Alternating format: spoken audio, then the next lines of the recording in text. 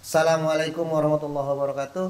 Puji syukur kita panjatkan kehadirat Allah Subhanahu wa taala yang hari ini masih memberikan kita nikmat sehat dan terhindar dari Covid-19. Salawat dan salam kita sampaikan ke junjungan kita Nabi besar Muhammad sallallahu alaihi wasallam. Salam kepo.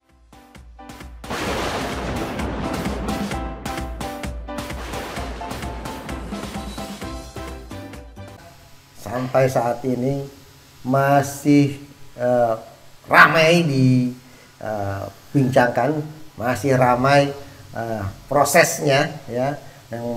Hari ini masih proses tahap pendaftaran ya, proses pendaftaran mulai dari tanggal 31 Juni sampai 21 Juli 2021.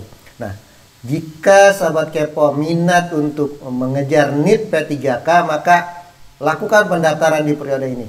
Sekali lagi, lakukan pendaftaran di periode ini. Jangan lewat dari periode yang sudah ditetapkan.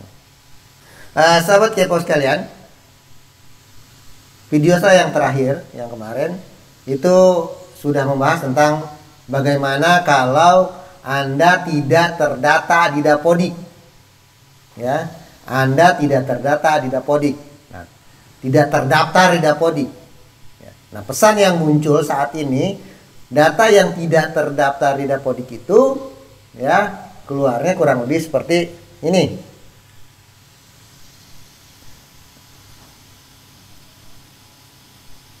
Ya. Nah, kalau keluar tulisan seperti ini, berarti data Anda tidak terdaftar di Dapodik. Nah, tonton video saya yang yang terakhir kemarin ya. Solusi untuk menanggulangi PTK yang tidak terdaftar di Dapodik. Ya, nah itu silahkan ditonton ulang, dipahami ya. Di tahapan-tahapan itu diikuti. Insya Allah kalau memang datanya valid di Dapodik, nah, valid di Dapodik itu berarti data itu sudah diverval dan sudah sesuai dengan data Dukcapil, itu valid. Kalau dia belum sampai valid di dengan data Dukcapil, itu belum valid. Ingat itu ya. Jadi data NIK-nya harus sama dengan NIK Dukcapil. Harus valid di sana. Kalau di sananya belum, maka lakukan verval. Kemarin sahabat kepo banyak yang bilang, saya tidak bisa merubah data di Dapodik. Tidak perlu datanya langsung yang dirubah melalui aplikasi Dapodik. Jadi tidak perlu pakai aplikasi Dapodik yang diinstal di sekolah-sekolah, ya. Jadi verval itu bisa dilakukan online. Maka lakukan vervalnya online, ya. Verval PTK itu bisa dilakukan online. Nah, lakukan itu secara online. Yang online ini, ya, sekarang ini tidak ditutup. Jadi silahkan lakukan verval sampai status datanya valid. Oke? Jadi datanya antara data di Dapodik dengan Dukcapil sama. Itu baru dikatakan valid. Nah, kalau itu sudah valid, maka nanti di PKN pun itu akan jadi valid. Kenapa? Karena data BKN pun sumbernya sama dari Dukcapil.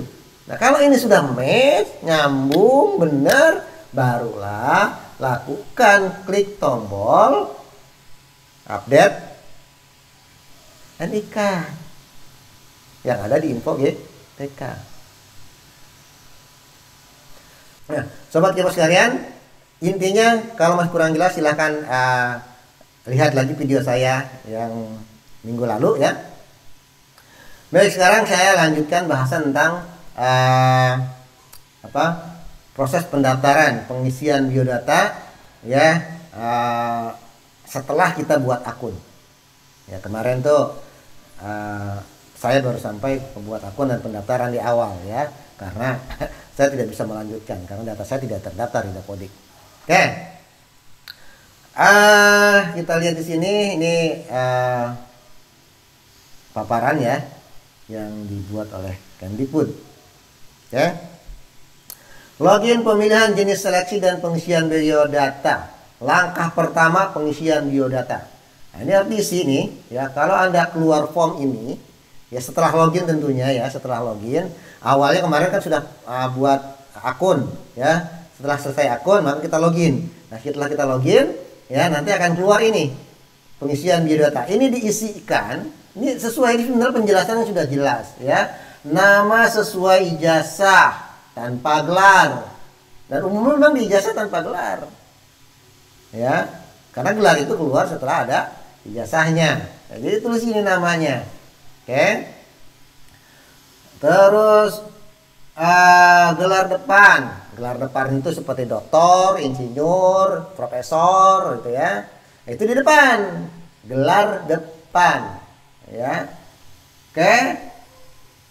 Terus di sini lagi tempat lahir, tanggal lahir, email, ya, jenis kelamin. Ingat, jenis kelamin cuma ada laki-laki dan perempuan.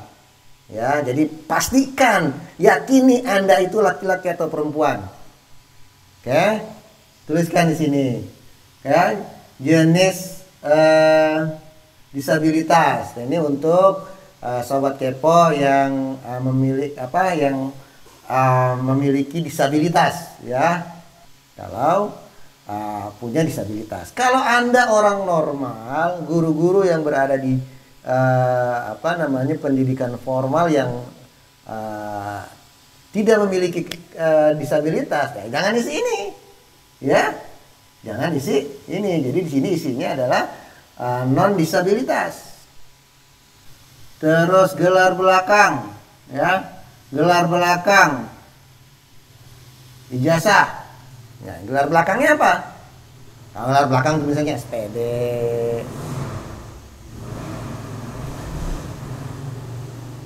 ya, gelar belakang tuh misalnya SPD gitu ya, terus SPDI, terus SPAUD gitu ya, SPAUD dia kalau nggak salah ya, terus SAUD dia, SPAUD, iya benar, SPAUD.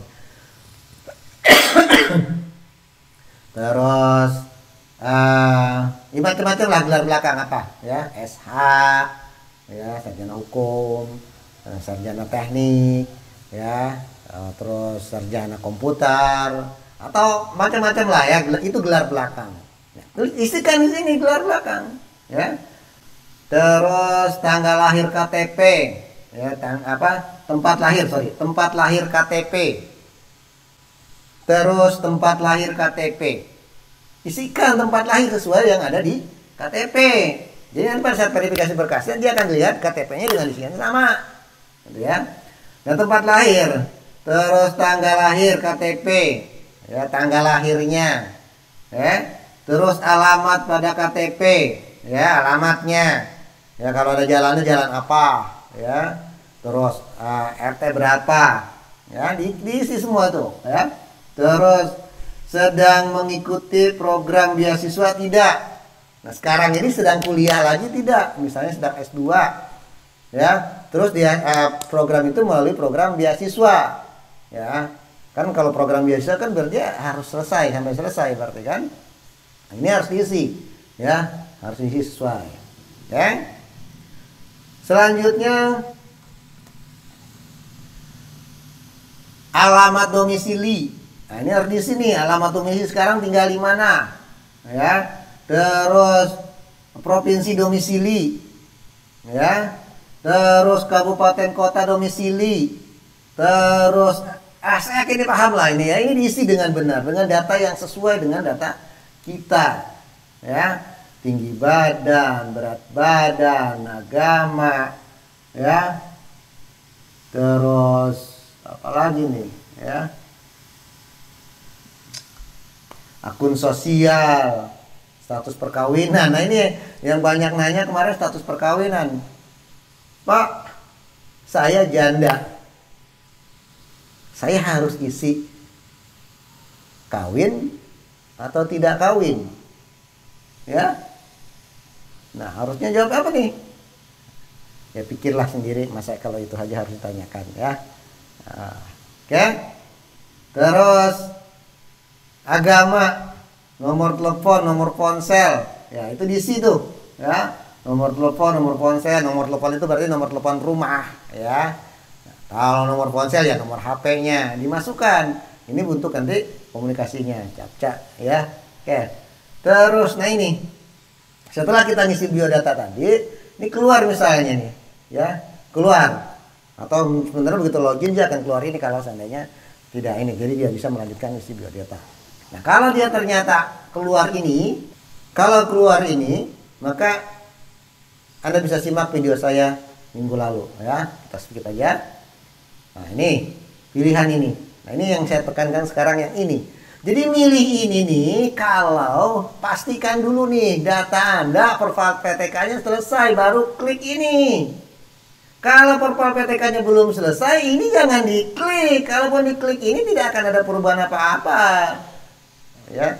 Jadi pastikan bahwa di profil PTK-nya datanya sudah benar, baru klik ini. Oke. Baik, ini selanjutnya pemilihan jenis seleksi dan pengisian biodata. Langkah kedua, jenis seleksi, ya, jenis seleksi. Nah, jenis seleksi ini misalnya kita klik sekarang P3K guru, ya, P3K guru. Lalu keluarlah pilihan nih. Data ini data hasil profil ijazah. Ini profil ijazah. Data ini diambil dari data profil ijazah. Jadi bukan data dari riwayat pendidikan, bukan. Karena kalau riwayat pendidikan belum di profil, kebenarannya masih belum bisa diakui, karena itu masih pengakuan, ya. Oleh karena itu lihat ini nih dari profil ijazah, oke, profil ijazah. Nah, profil ijazah, ya, itu sudah dibuka dari tahun 2020, ya. Pada saat itu sudah dibuka di tahun 2020 untuk melakukan profil ijazah. Profil ijazah memang tidak diwajibkan, tapi juga jangan disepelekan. Oke. Nah, akhirnya apa? Akhirnya kalau orang yang dulu tidak melakukan profil ijazah, dia baru melakukan profil sekarang. Nah, profil sekarang, ya, kalau dia menggunakan ijazah yang harus diupload berkasnya, maka bisa jadi membutuhkan waktu lebih lama untuk proses verifikasinya. Karena ijazah itu harus dicek benar tidak ini ijazahnya. Dan pengecekan itu melihat melalui berkas disandingkan dengan berkas yang ada. Itu loh. Kalau ternyata dia datanya salah, maka ya tidak bisa ijazahnya itu disetujui, gitu loh. Karena banyak sekali yang profil ijazah yang harusnya dimasukkannya S1, justru yang dimasukkan akta 4. Itu tidak bisa. Ya, yang diminta ini adalah ijazah, bukan akta 4. Ijazah yang diminta itu adalah ijazah S1 atau D4. Bukan D3, bukan D2, bukan D1. Bukan S2, bukan S3. Jadi ijazah yang diminta adalah ijazah S1 atau D4. Hasil profil ijazah yang bisa masuk ke sini, ini adalah hasil profil yang seperti ini. Oke, hasil profil yang seperti ini. Coba sebentar. Nah, kalau hasil profil yang seperti ini belum selesai profilnya. Ya, kalau yang seperti ini profilnya belum selesai. Kalau profil belum selesai, maka dia tidak bisa. Ya, tidak bisa mengisi kolom ini. Ini nggak bisa ini. Ya, jadi dia nggak bisa mengisi kolom ini karena profilnya belum selesai. Ya, maka nanti akan keluar nih yang seperti ini. Ya, akan keluar seperti ini nih yang di sebelah kanan, ya, profil aplikasi profil Dapodik. Ya, maka lakukan profilnya lagi. Nah, tapi tadi ingat, ya, nah, kalau profilnya melalui upload berkas, tentunya akan membutuhkan waktu lebih lama daripada profil API, karena berkas itu harus di cross check datanya. Oke? Ya, kalau hasil profilnya seperti ini, maka ini masih belum dinyatakan sudah verval. Ya, kenapa? Karena status vervalnya belum selesai. Jadi verval yang bisa dinyatakan valid ijazahnya itu kalau vervalnya selesai, status vervalnya selesai. Ya, nah status verval ijazah selesai itu yang seperti ini. Nah, yang status vervalnya seperti ini, ya, yang status vervalnya seperti ini baru dinyatakan selesai. Ya, yang status vervalnya seperti ini baru dinyatakan selesai. Jadi tulisannya, ya, status verval selesai, ya, verval selesai, itu baru dinyatakan selesai. Berarti data hasil verval ini baru bisa masuk ke sini, ya, baru dia bisa masuk ke sini, ya. Kalau belum statusnya selesai, maka tidak bisa masuk ke sini. Status verval ijazah yang sudah selesai tadi lalu digunakan untuk mendaftar, dan si pendaftar sudah melakukan resume. Jadi sudah mengakhiri pendaftaran. Jika pendaftar sudah mengakhiri pendaftaran, maka status vervalnya akan menjadi seperti ini. Ya. Maaf, bukan status vervalnya. Jadi ini kondisi verval terakhirnya, ya. Seperti ini. Jadi sekarang sudah dikunci. Kenapa dikunci? Ya.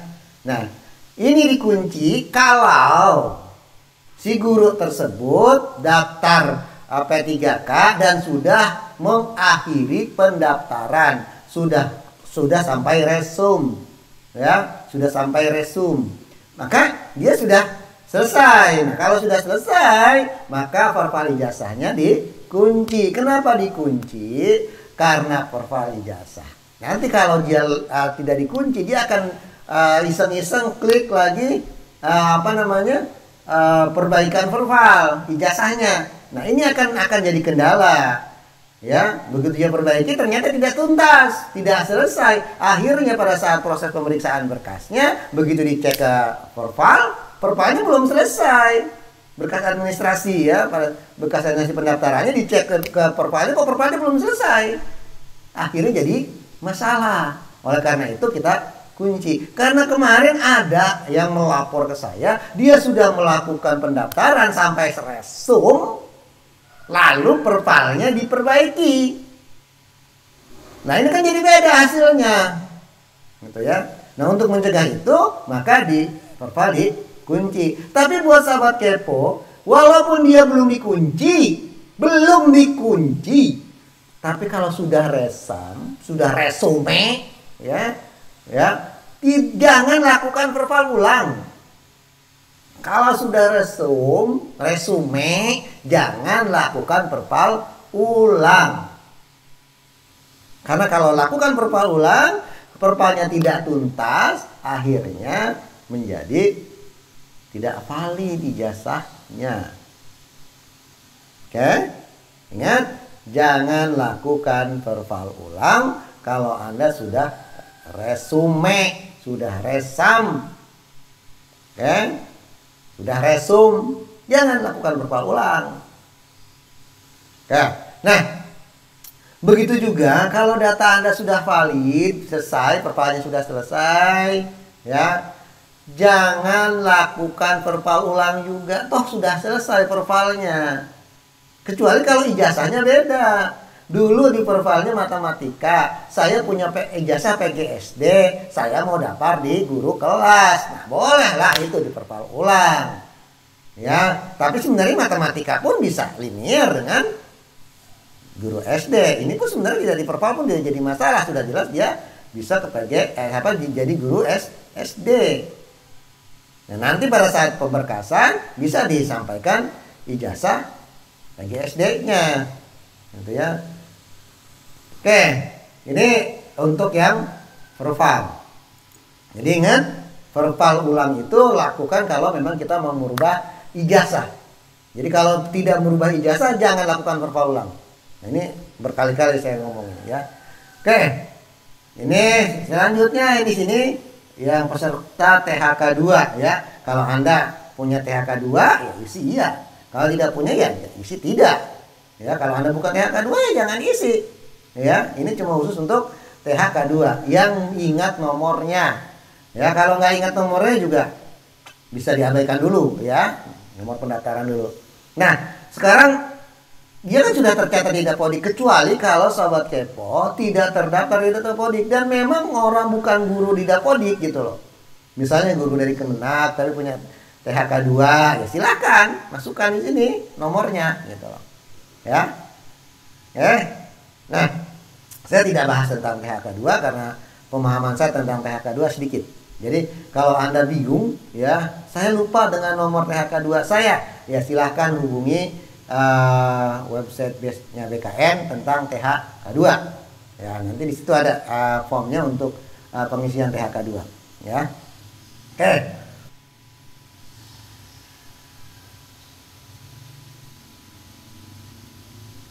Nah, ini form perval ya, saya yakin udah pada paham lah ya, kita skip.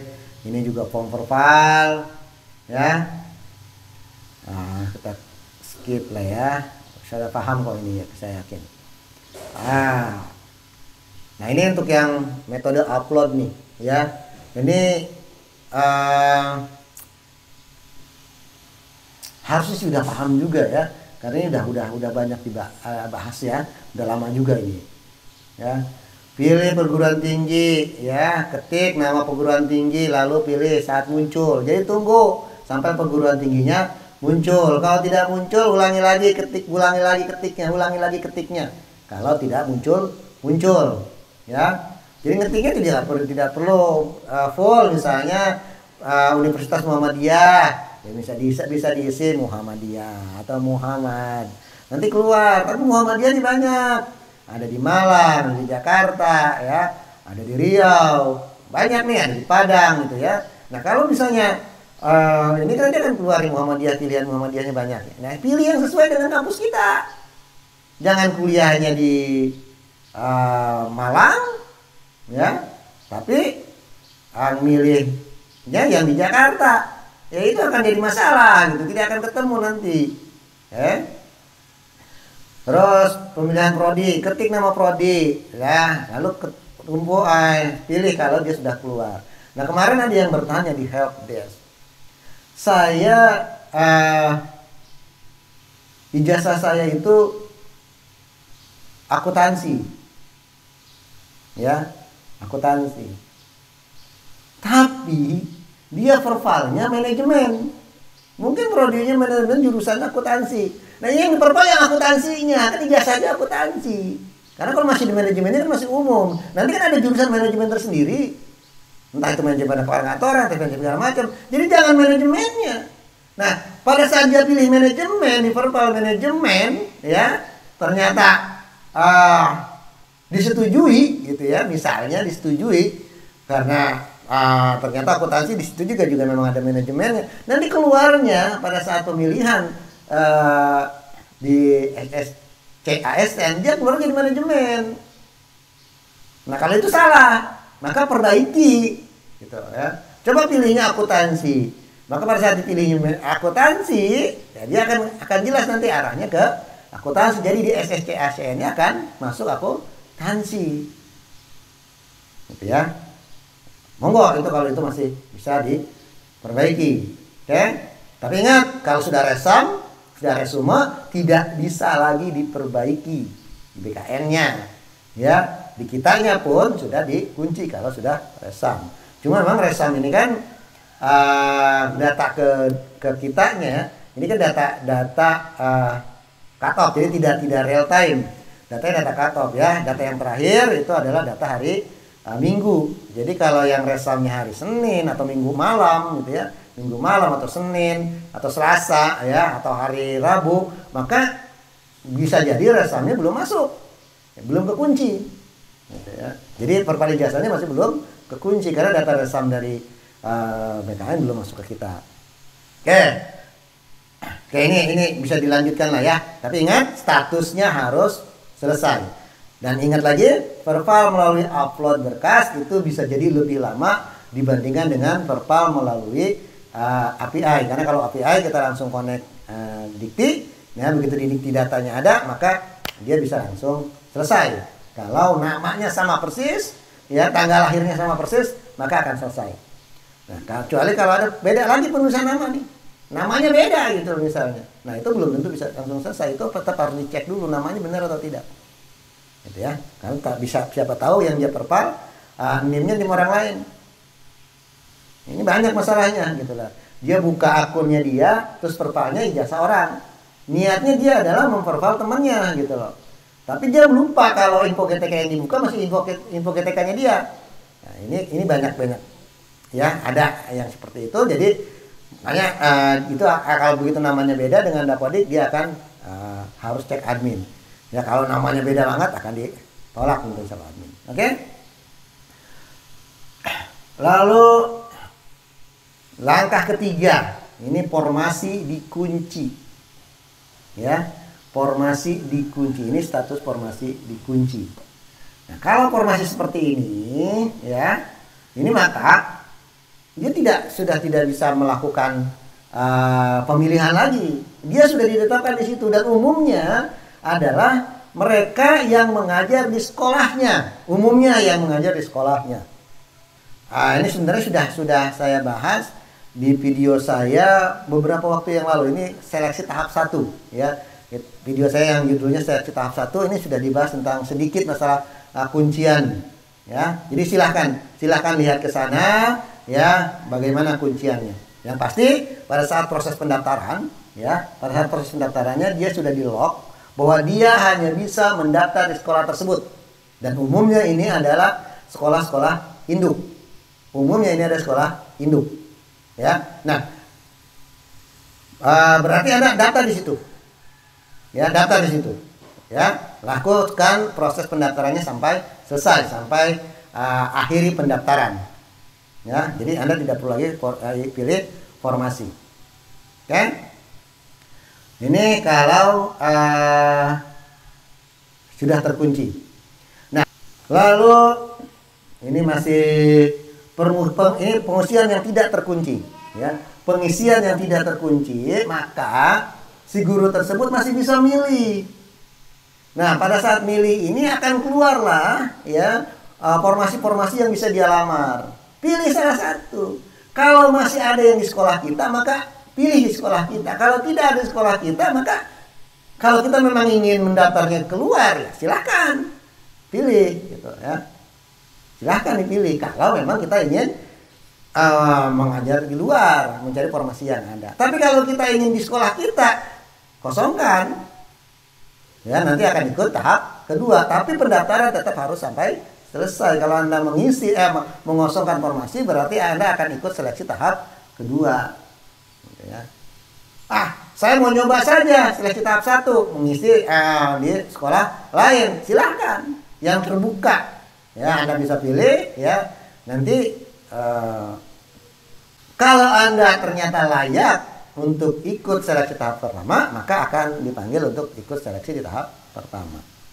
Kalau tidak, maka Anda bisa ulang nanti pada saat seleksi pemilihan formasi tahap kedua untuk memilih formasi ulang. Maka ulangi pemilihan formasinya kapan? Nanti setelah seleksi tahap pertama selesai. Ya. Insya Allah nanti kalau memang masih ada kesempatan kita akan bahas juga bagaimana seleksi tahap kedua, ya, tapi nggak sekarang, ya, mungkin di video berikutnya. Oke, nah ini bisa kita lanjutkan, ya, lokasi formasi, IPK ijazah, tahun lulus, jenis, tanggal ijazah, nama perguruan tinggi, semua, ya, diisi, ya, diisi, ya. Oke. Lalu selanjutnya masih ini yang formasi belum terbuka, ya. Formasi belum terbuka ini, ya. Kenapa belum terbuka? Karena pada saat mendaftar mungkin Anda adalah statusnya guru swasta. Kalau guru swasta tahap kedua, maka Anda tidak bisa memilih formasi. Ya, Anda tidak bisa memilih formasi. Kenapa? Karena untuk guru-guru swasta, guru-guru lulusan PPG itu baru bisa nanti bersaing di seleksi tahap kedua. Ya, nah, pemilihan formasinya nanti di tahap kedua.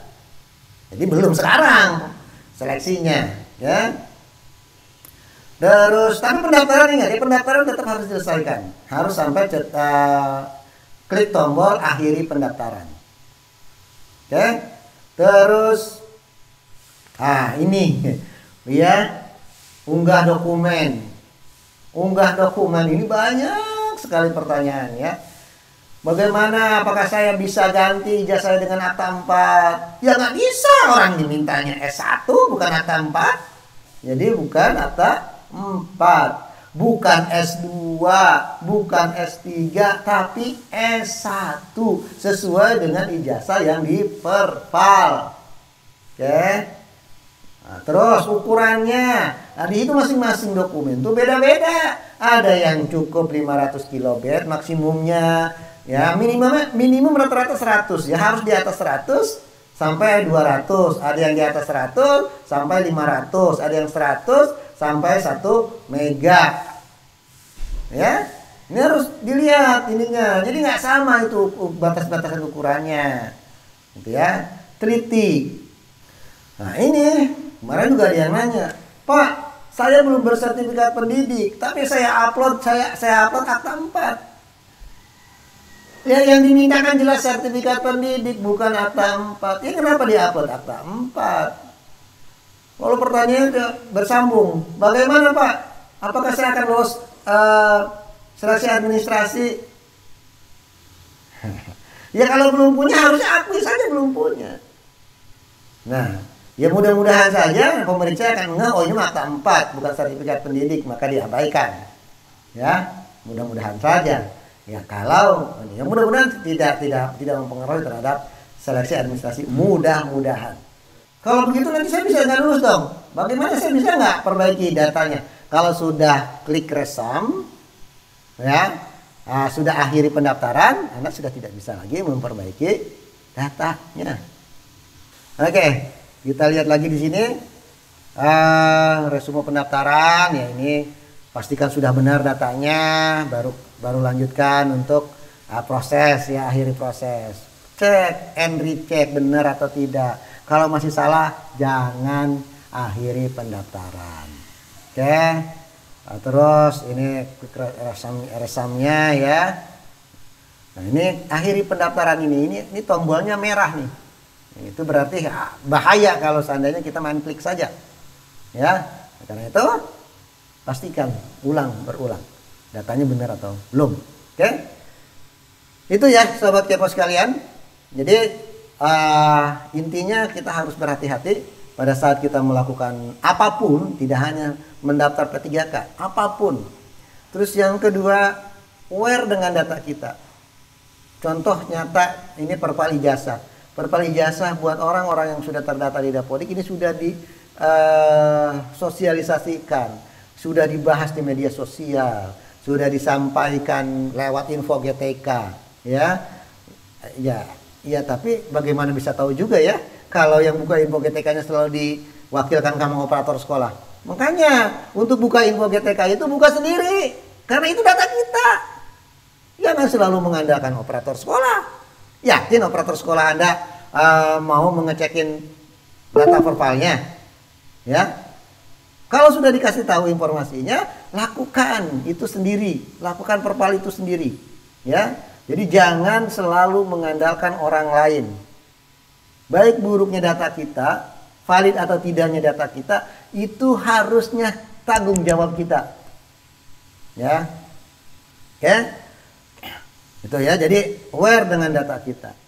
Mulai saat ini pastikan bahwa Anda selalu buka info GTK ya per semester, minimal 1 semester sekali, ya. Di akhir semester lah minimal. Ya, kalau di akhir semester tapi akan bahaya ya. Pertengahan semester lah dicek datanya, ya, terus cek lagi di akhir semester. Oke, itu saja sahabat kepo sekalian. Mudah-mudahan kita semua yang sedang berburu NIP P3K akan lolos semua, ya, karena 1 juta guru peluangnya cukup besar, dan mudah-mudahan selalu diberikan kesehatan dan selalu diberikan kekuatan untuk melakukan aktivitas kita sehari-hari. Sehari, mohon maaf kalau ada kesalahan. Assalamualaikum warahmatullahi wabarakatuh. Salam kepo.